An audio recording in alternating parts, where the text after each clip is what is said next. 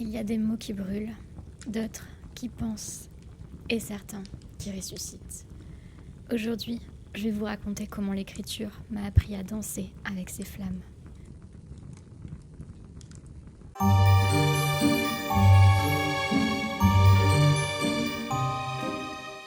La poésie est une forme d'expression qui permet d'explorer les profondeurs de l'expérience humaine, de donner voix au silence et de transfigurer le vécu en langage. Dans mon écriture, j'ai toujours cherché à mêler l'intime et le politique, le sensible et l'analytique. Mes poèmes sont souvent des espaces de résistance, des lieux où les blessures individuelles rencontrent les structures systémiques qui les façonnent. Aujourd'hui, je voudrais vous emmener dans un parcours où chaque fragment poétique dialogue avec une étape de mon histoire. Ces poèmes et cette nouvelle ne sont pas que des mots. Ils sont une cartographie de ma résilience, une alchimie entre douleur et création. Écrire a été un outil pour déchiffrer l'indicible. Tout commence par un refus. Je ne voulais pas manger. Mon père, pragmatique, m'offrait en échange de chaque bouchée des histoires. Pas des contes de fées, des récits d'horreur. Vampires aux crocs luisants, ombres qui chuchotent derrière les portes. Ces monstres étaient mes premiers alliés. Ils m'apprenaient que l'effroi pouvait se domestiquer. À 7 ans, j'ai pris le relais. Mes poèmes parlaient de tonnerre sage et d'automne vibrant. J'inventais des journaux pour ma meilleure amie, peuplés de cèdres magiques transformés en paladins d'émeraude.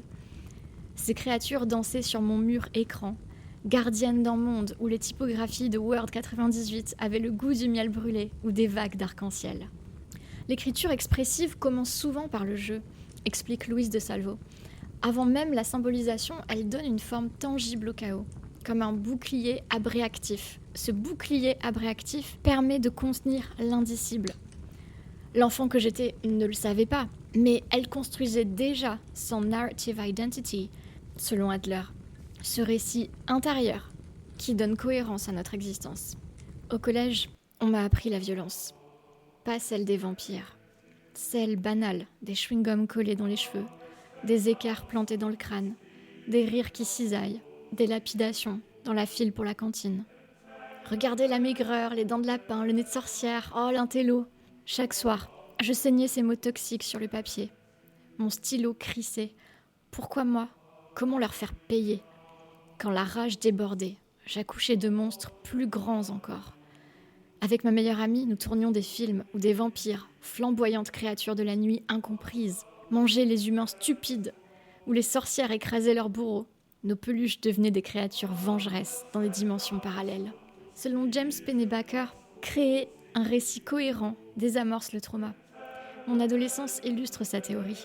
En transformant les agresseurs en monstres ou en devenant moi-même monstresse, je reprenais le contrôle.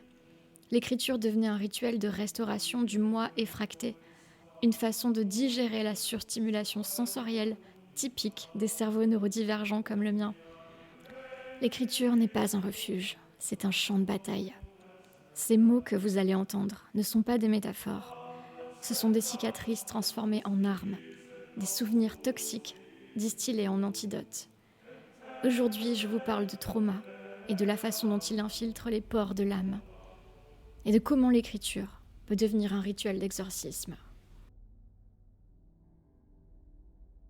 Tu te rappelles quand tu as volé ma nuit ?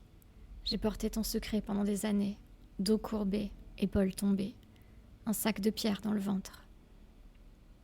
20 ans, l'âge où les traumatismes ressortent en éclats d'obus.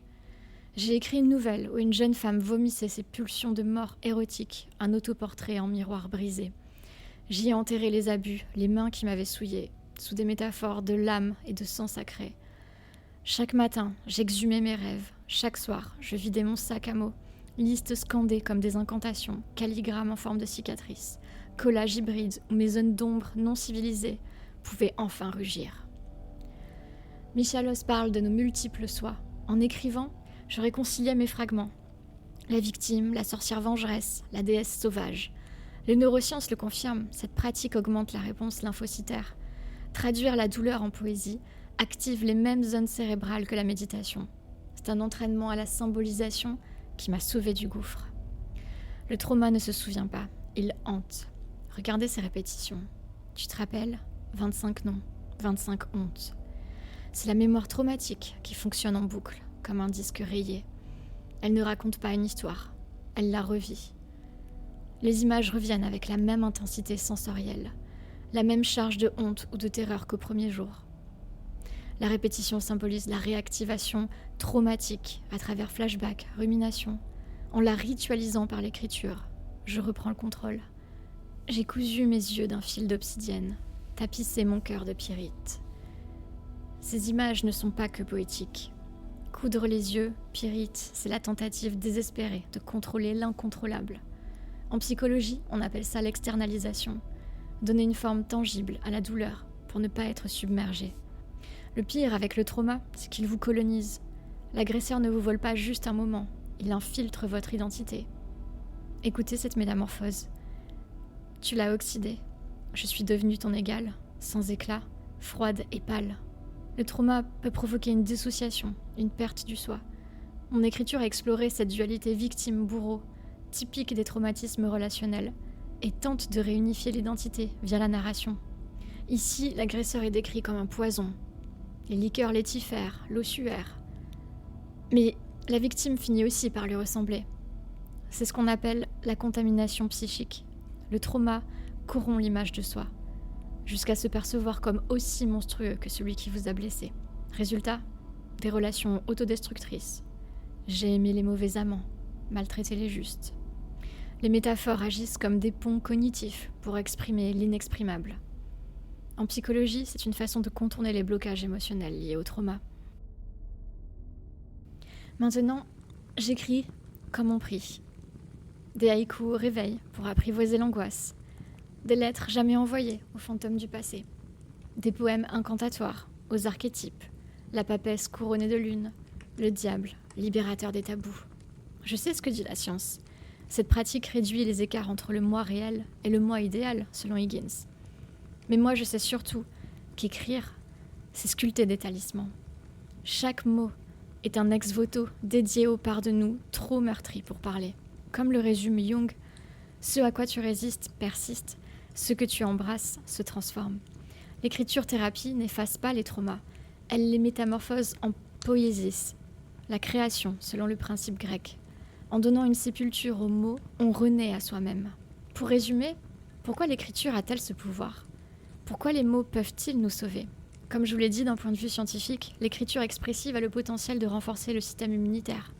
Des études montrent une augmentation significative de la réponse lymphocytaire après des séances d'écriture expressive. Elle peut aussi réduire les symptômes de la dépression.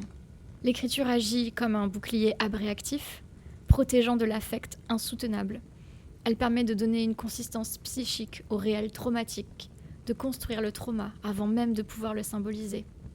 Mais l'écriture est d'abord un jeu, une création, une élaboration. On écrit, puis on lit, et enfin on dit. Ce processus permet de restaurer le moi effracté par le trauma, de reconstruire son identité. Créer un récit cohérent est clé. Le simple fait de raconter une histoire aide à organiser, résumer et donner un sens au trauma, ce qui permet de mieux le gérer, voire de l'oublier.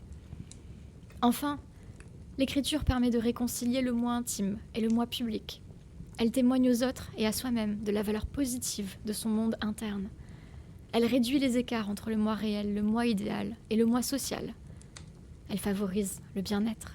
Alors, si vous aussi, vous portez des blessures, des silences trop lourds, je vous invite à prendre un stylo, un carnet et à écrire. Écrivez sans jugement, sans filtre. Laissez les mots danser, saigner, guérir. Les mots ont ce pouvoir étrange et merveilleux de sauver, de libérer. Ils sont des ponts vers soi-même, des miroirs d'obsidienne pour plonger en nous et en ressortir transformés. Si vous avez des fantômes dans la gorge, écrivez-leur une lettre d'amour. Inventez-leur des ailes de chauve-souris. Transformez vos cicatrices en constellations. Les mots ne guérissent pas. Ils font mieux. Ils transmutent. Ils ressuscitent. Merci d'avoir écouté cette histoire. Et n'oubliez pas, vous êtes l'auteur de votre récit. Et parfois, il suffit d'un mot pour tout changer.